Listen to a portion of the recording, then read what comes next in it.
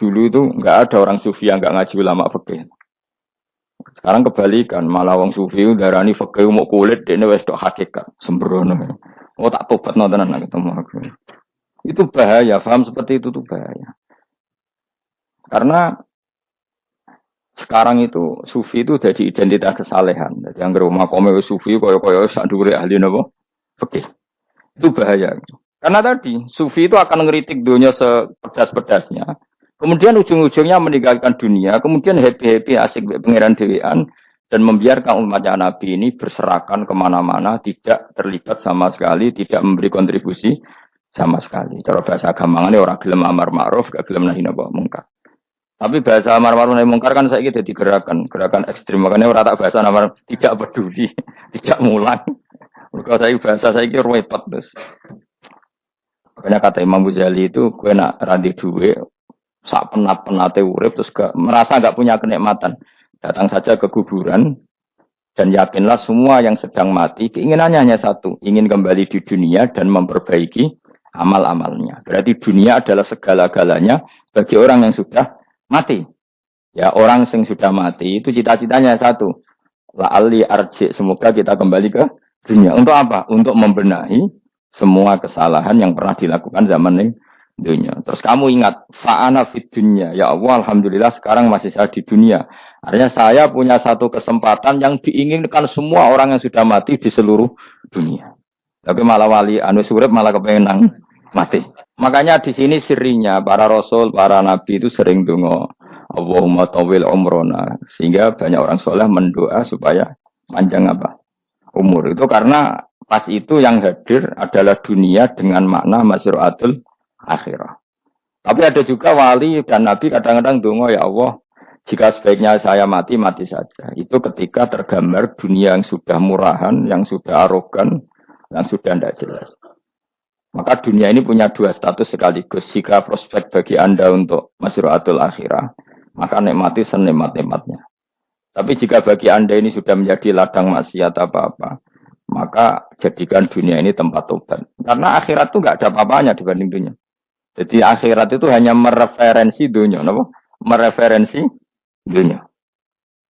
Ini penting kula aturno. Kadang-kadang sufi kemudian goblok ora iso ngaji. Dia nganggep dunia sampai akhirat itu penting akhirat, tapi cara maknaninya salah. Lho kowe nganti ning akhirat mlebu swarga itu karena apa coba? Amal zaman di mana?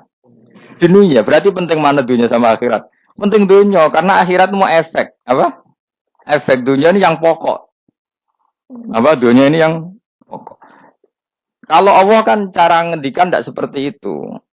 Allah cara ngendikan gini loh. Akhirat, maksudnya walal akhiratu khairul lakam nalula gini. Sesuatu yang berorientasi akhirat dan kemudian menjadikan kamu nyaman di akhirat itu khairul lakaminal. Ula itu lebih baik ketimbang dunia ora kok. Kowe nak ning dunia ku nak sepemelek ning akhirat. Ape orang ngarang ngono nak ning dunia melek ning akhirat luwih parah. Kayak melaratem cek ngene iki kan. Tapi kan cek iso ngopi, cek iso mangan tengkleng. Sebenarnya akhirat gak iso blas. Dunyel-dunyel malaikat ngawur. Gayamu bareng melarat ning dunya lara lah nek akhirat kena. Aku yakin ora luwih lara. Tak jamin. Ngeraine kan ketara nak keliru omongan aku ning dunya lara lah sementing nek akhirat penak itu ndak bisa. Kowe nyifati dunya nggon lara iku serapati rido mbek pangeran. Berarti ketika iso ngopi ra syukur, ketika iso mangan ra syukur, anane nyifati dunya lara. Berarti rapati rido mbek pangeran. Malah dibles-blesno sebenarnya. Ini penting kalau terangno. Makanya Imam Syafi'i masyhur makalah beliau tentang fikih dan tasawuf itu. Nggih saya kutip dan saya memang saya hafalkan terus makna teman. Faqihan wa sufiyan fakun laisa wahida fa inni wa haqqu wa iyyaka ansahu. Kata beliau mensifati orang fikih fa hadza qasin lam yaltu qalbuhu tuqah. Wa hadza jahulun kaifadul jahli yasluhu. Itu masyhur. Di dunia ini identitas di dunia kita, dunia ulama itu hanya dua. Kalau enggak sufi ya faqih.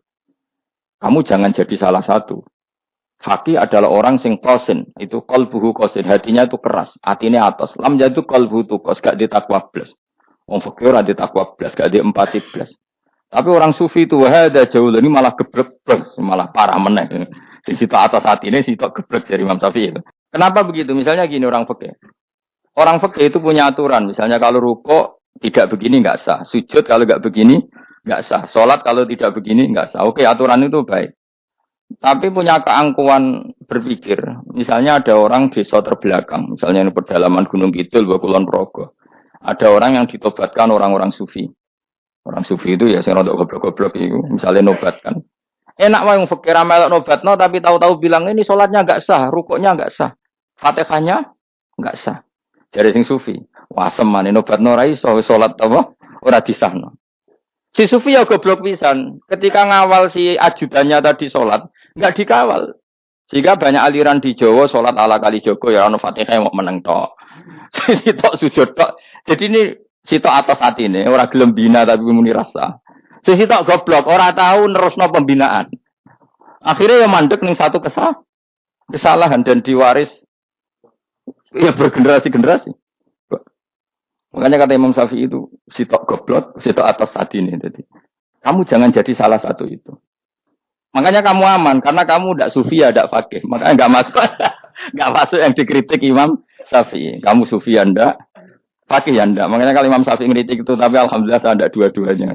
Ya ndak sufi, ndak fakih. Karena orang sufi itu kalau ditelusuri, itu memang kesalahannya terlalu banyak. Kecuali dia mau ngaji fikih. Apa? Kecuali dia mau ngaji fikih. Kayak tadi misalnya, sampai Imam Syafi'i zaman itu duka yang menghentikan usisat tasawuf alal kasal. Ilmu tasawuf itu dibina. Itu berdasar kemalasan. Loh, saya punya teman sufi banyak. Saya ini kiai loh. Punya teman sufi banyak. Tekon dengan kulo, Gus, dunia rusak. Sementing saat ini ngat-ngatano istighfar. Memangnya kita bisa diistighfari pangeran di sepuro pangeran ketika kamu orang alim tidak mulang. Memangnya kau iso di sepuro pangeran ketika kau sugih zakat. Memangnya kau iso di sepuro pangeran wis kere ra nyapu masjid teko Jumatan. Bareng rokok itu usep-usep ning pojok masjid bar mulai. Enak weh. Ono keran coplok istibarno. Memangnya kamu bisa jadi orang miskin seperti itu kemudian dimaafkan Allah? Tidak bisa. Kamu harus terlibat dalam proses sholat. Sekiranya ya urun gawe keran, misalnya orang itu urun masjid ya nyapu-nyapu, sing sugih urun duwe, sing alim urun mulang. Kok enak? Dunia mbak rusak terus kabeh dhewean. Menengi sampean kedean rokok ora tak baturi ya mending. Tidak bisa, sufi seperti itu tidak bisa, tuh kriminal. Malah Imam Syafi'i dalam satu makalah besok tasawuf, awan wis rondok ini. Saking ekstrimnya beliau. Nah, kenapa Imam Ghazali muji orang sufi? Kitab-kitab Risalah Kusyirah muji orang sufi itu sufi-sufi yang kayak kue. Sufi-sufi yang belajar fikih, napa? Sufi-sufi yang masih mau belajar fikih. Oh enak. Jadi sufi itu maknanya sidik-sidik. Zaman wis rusak itu tidak seperti itu. Nak rusak, ya mana pengiran kon melok dandani. Nah, ketika rakyat didandani sebetulnya nggak masalah, kan ada alternatif. Misalnya gini, ada mobil rusak nggak bisa dipakai. Memangnya mobil hanya itu. Kan ada mobil yang lain itu jenis fakih. Ini enggak, kamu punya pemimpin hanya 2 atau 3 lah, biar nggak nyindir. 3 atau 4 lah. Ketika 4 ini orang ini gagal, seakan-akan Indonesia gagal. Memangnya Indonesia hanya punya orang 4 itu, goblok sekali kita berpikir gitu. Segoblok-gobloknya apa?